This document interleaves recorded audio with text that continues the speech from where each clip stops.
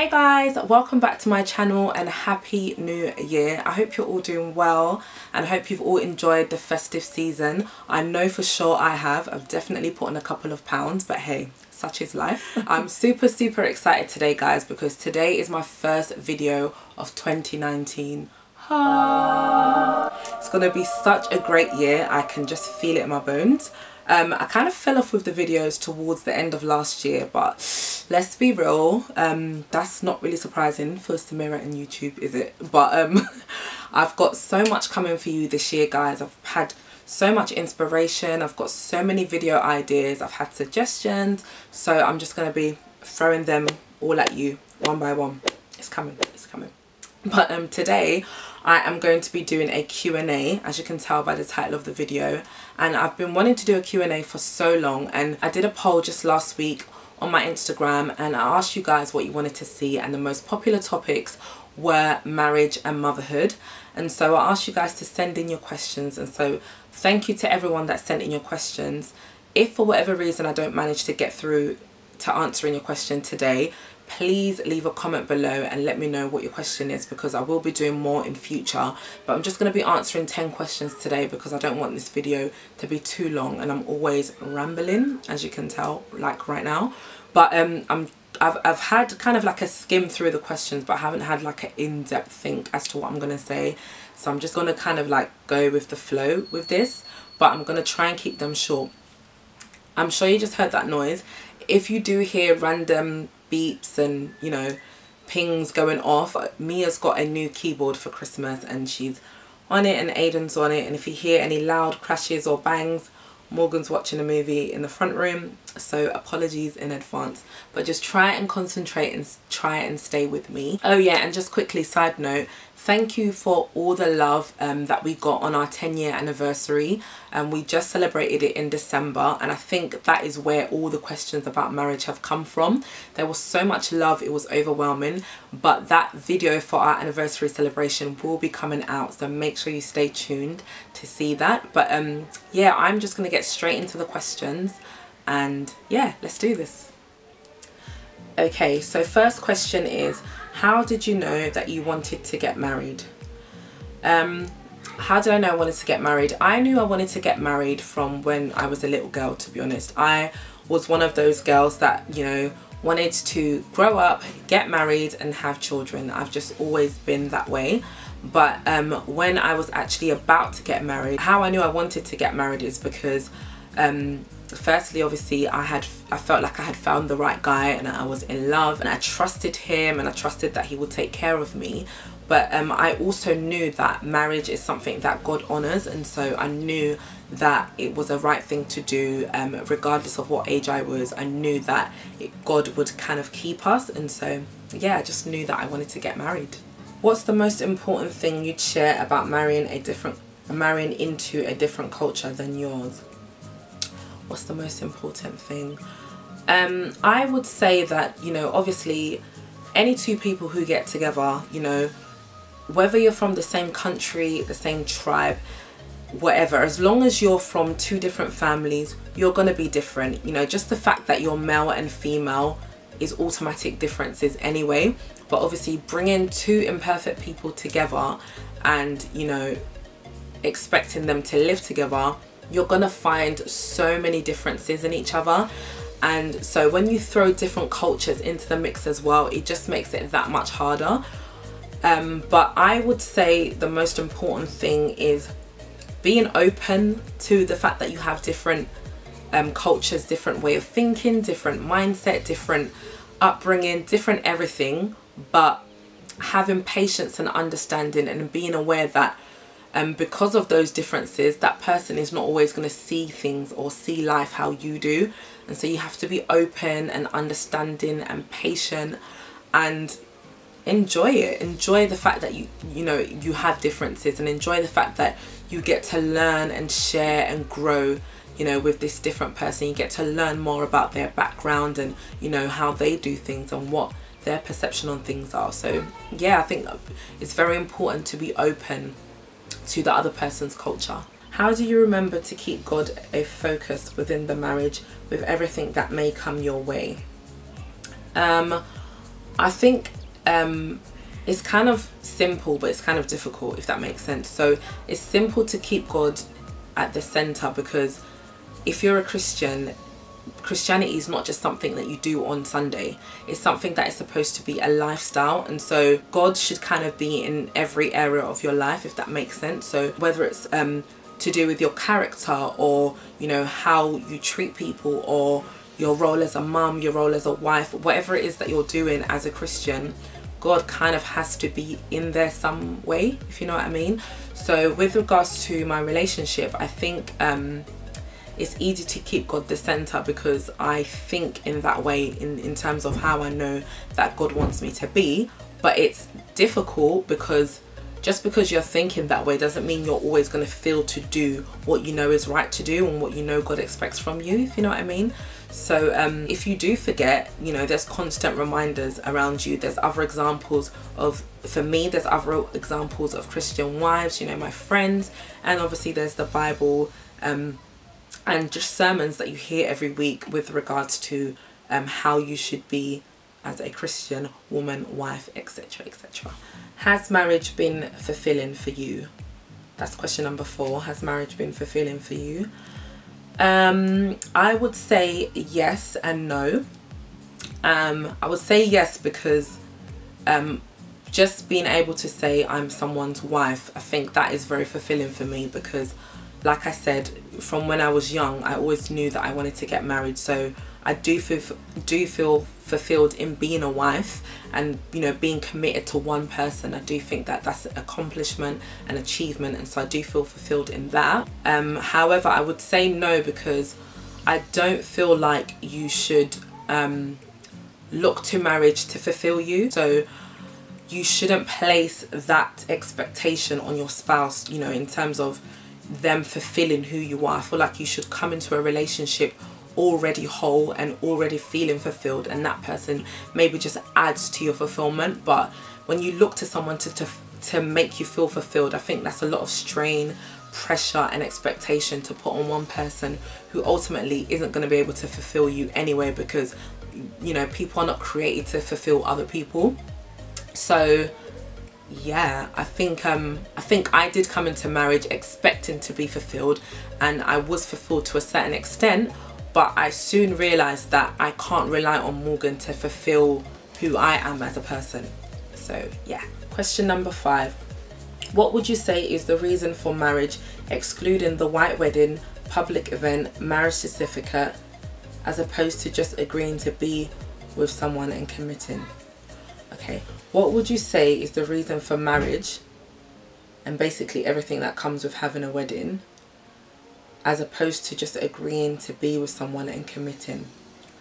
Okay, so for me, a wedding is like, it's kind of like a public declaration of a decision that you've already made. So you've already said yes. You've already said yes when, you know, the guy proposed to you. You've already said yes, you're willing to commit to that person. But on the wedding day, you're saying something different. You're saying I do. You're making vows. And so that is what, in my opinion, a wedding is for. It's a public declaration with your nearest and dearest, your family and friends, and you know, you're proclaiming to them that you are using them as witnesses to say, look, this is the person that you can expect me to be tied to. So that's how I see the wedding. Marriage, let me just read that again. The marriage part says, as opposed to just a, wow, they're really making a ruckus in there. Marriage, as opposed to just agreeing to be with someone and committing. Well, marriage is agreeing to be with someone and committing, but it's not just committing. I think just committing makes it sound as if commitment isn't a big deal, when in actual fact commitment is really a big deal, and it's something that a lot of people struggle with, the idea that you have to spend the rest of your life with one person. But it's a lot, there's a lot more that goes into marriage. It's not just committing to one person, although that is kind of like the major part of it. But there's so much more that goes into marriage. You know, marriage gives you purpose. You know, when you two people come together, there is a plan and purpose that God has for you individually, but he also has for you as a couple. And there's certain things that I would have never experienced and I would have never encountered had I not been joined to Morgan. So I know that it is for a greater purpose than just the two of you. It's, you know, about who you touch, who you inspire, and ultimately marriage is what builds communities, in my opinion. Marriage and families is what builds strong and healthy communities. And so I don't think it's just about being with one person or just committing. It's a lot of other things that go into your union. Question number 6, how do you juggle being a wife, mother and running a business? So I get this quite a lot. A lot of people seem to think that I have my own business, and I actually don't. I have made an income from YouTube, from videos that I've done, but I don't have my own business. I do speak at some events and I have done events myself, but I don't actually have my own business yet. I will have soon though, wink wink. Like I said, there's a lot coming this year, but yeah, I don't have my own business. But vlogging, I guess you can kind of say it can be a business, and I plan to make a business off of it this year, but I don't have my own business as of yet. But to answer the other part, how do you juggle being a wife, mother and everything else I do, I guess, I think just having a balance and knowing that I'm not Superwoman, and knowing that I can ask for help if I need help, and yeah, just having me time, you know. So balance in terms of not trying to be super wife, not trying to be super mom, not trying to be Miss Perfect, just having a balance in everything I do, but also allowing myself to have fun and to have me time and to have a break from the roles and responsibilities that I have as a wife and as a mum. So yeah. Question number 7, how do you keep things fresh in your marriage? How do you keep things fresh in your marriage? I would say always continue to date, and I feel like that's thrown around so much, but it's so true. I think things are naturally kept fresh if you're with someone for a long time, because although it's easy to assume that, you know, things do get stale, which they do get stale, they can get stale, but because you're continuously growing as people, it is kind of like a different person, if you know what I mean. So the person that I married when I was 18 is not the person that I'm married to today. So in all these years, I've got to see a different Morgan. I've got to see him as a dad. I've got to see him go from a boy to a man, and, you know, through different experiences that have shaped him into the man he is today. That's kept things fresh because I've had to grow and learn. I can't just think, oh, I know him and that's all there is to him. I'm continuously learning about him, and, you know, obviously people change, people's things that they like change, their views change, their perceptions on different things, their feelings. So I'm constantly growing and learning, and I would say that definitely keeps things fresh. You know, you having the mindset that you don't know this person as well as you do, and there's always new things you can learn and new things that you can do together. And then also dating, you know, just continue to date, and the honeymoon period doesn't have to end, and, you know, being spontaneous and breaking out of the routine sometimes, you know, and doing things differently, trying things that you haven't tried before. I think that definitely keeps things fresh. But there's so much noise in the background of this video, but I'm sorry. Question number 8, were you 18 when you got married / how were you able to grow spiritually, financially as individuals being so young and married? Yes, I was 18 when I got married. And how were you able to grow spiritually, financially as individuals being so young and married?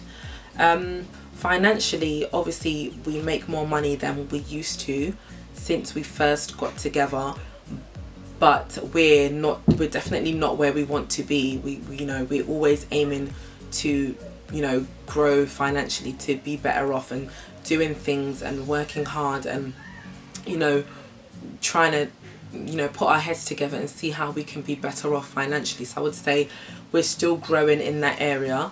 And how we grow spiritually, I would say focusing on yourself in terms of your relationship with God and maintaining your relationship with God, making sure that you're on point and what you're where you need to be, just automatically draws you guys together. And I'll never forget this analogy that my pastor used when we were getting married, and he was talking about a threefold cord, and basically how if God is at the top, at the very top, and you guys are both here, you know, the man and the woman's here, the closer that you get to God is the closer that you get to each other. So as you're both going higher, and you're both of you, your goal is to get closer to God. As you get closer to God, you get closer to each other. And I think that's so true, and it's so important that, you know, when you make God your focus, it's automatically gonna make you a better wife or better mom or whatever it is that you're trying to do in life. So yeah, it's not easy though. It's definitely not easy. I'm saying it like it's so easy, but it's definitely not. And it is something that I struggle with. Question number 9, getting married young, did you feel pressure to quickly grow up? Again, I would say yes and no. I think I say yes and no to everything. But yes, I did feel a pressure to grow up, in a sense that you're just automatically forced to grow up. You know, it's something that comes along with getting married at a young age. You cannot be that immature. I couldn't stay the immature little girl that I was, because it's just not going to work, you know. And when it took me a while to realize that, you know, it took me a while to realize that I have to grow up and I have to stop being so spoiled and making everything about me. It took me a while to realize that. And once I did realize that, I had to just grow up and be mature, and, you know, but at the same time, I didn't feel pressure in a sense of who I was, in terms of like my personality and being young, and being young in terms of my personality. No, I didn't feel a pressure to grow up. I still said the same joke. I still acted the same way. Even now, like, I think that also came along with becoming a mum. Like, I felt a pressure that, yeah, you can't do that now because you're a mum, but at the end of the day, I'm still Samira, wife or mum. I'm still me. And so yes, I felt a pressure in terms of maturity levels in growing up, but I didn't feel a pressure in terms of staying who I was and staying true to me. So I hope that makes sense. And then last question, question number 10 is, what's the most enjoyable part about being married? What's the most enjoyable part about being married? I think I kind of said this answer already, but for me, the most enjoyable part about being married, I don't know if I could pinpoint one thing, but the things I enjoy about being married is the fact that, like I said, you are constantly learning this person, and it's just so ironic because the longer you're married, the more you feel like you know that person, but at the same time, that person is constantly growing and changing, and so it's kind of like a new project every single day, if that makes sense. So I do enjoy getting to know Morgan in each stage of his life. I have enjoyed getting to know him, the journey of, you know, knowing him as a friend, and then knowing him as a boyfriend, and then knowing him as a fiance, and then getting to know him as my husband, and then a father to my children, companion, best friend. And you know, I do really enjoy that about marriage. And I also enjoy just knowing that you've got someone that loves you unconditionally, that sees all your flaws, sees all your imperfections, sees all the mistakes you've made, and still loves you. And it constantly emphasizes how God loves us, you know, just that unconditional love and that you get from your spouse. I think it constantly reinforces the fact that God wants us all to love each other unconditionally, with no boundaries and no limits. And yeah, I really enjoy being married and having that companion that I know has got me. So yeah, that's the end of the questions. I hope that was quick, I don't know how quick that was. I don't know how long it took me to answer those questions, but I hope you enjoyed it. I hope it was insightful. And again, if there's anything else you want me to answer, or anything, any other topics or series you have in mind, please do let me know. My next Q&A will be coming next week, and yes, I'm putting pressure on myself. Next week I will have another video out for you guys. But thank you so much for watching. If you're not following me already, make sure you follow me on Instagram at Samira Schofield. I will leave a link in the description box below. Make sure you check out my other videos, and again, I'm so excited for what's to come this year, so make sure you subscribe and stick around, and I will see you guys in my next video. Bye guys.